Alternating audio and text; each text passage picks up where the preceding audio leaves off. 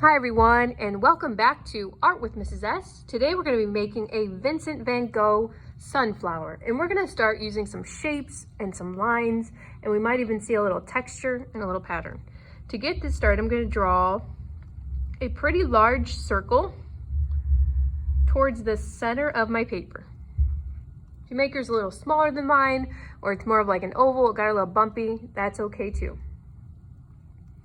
Now the next thing I'm going to do is start to add these petals. So I have petals that are going to go off this circle, and they're going to go around that circle. And there's a couple different ways you can draw petals. One really easy way is kind of like a squashed oval or kind of a football shape. And they can be different sizes. So if one is skinny and one is kind of fat or one is thin, it's still going to look great. There's a couple different styles of petals, and I'll show you a few of them. You can also do one a little pointier, and you can draw one that's a little zigzaggy. You could also do yours more like a daisy and have it come out. But you pick a style that works for you. I really like this kind of squished football look, and I'm going to do those all the way around my sunflower. Just on that circle.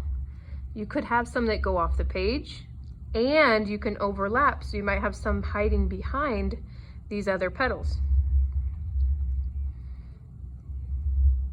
And don't worry about copying me. You get your own petals and fill it nice and full. Really get it looking good. I got a couple gaps over here, so I'm going to turn my paper. And now I'm going to kind of add them to this other side. And I know you're busy adding your petals. So again, don't worry about copying mine.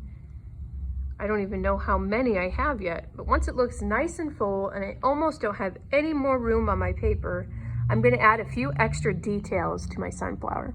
If you know anything about flowers, I have that center, now I have my petals, and you might see some of your stem. My flower is really big, it's really zoomed in. I'm only gonna see a little bit of my stem. I'm gonna put my stem and go any direction. So it kind of goes off my paper a little. And on that stem, you might see a couple leaves. And your leaves can look a little different than your flower petals. I kind of add a line in there too. The last detail, this one looks really good when I start coloring it. I could add some seeds, and then my last detail might be a line on those petals. So I'm going to encourage you to add at least 10, maybe 15 seeds. And mine's really big, and if you've ever looked up close at a sunflower, you'll notice they have big seeds.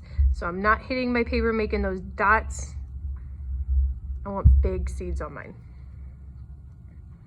And if you want, you can add in some nice lines for extras.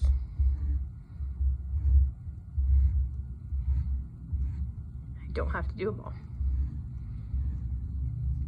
All right, and there's my sunflower today. I can't wait to see all of your sunflowers and how beautiful and different each one of them is and unique. Thanks for joining me today.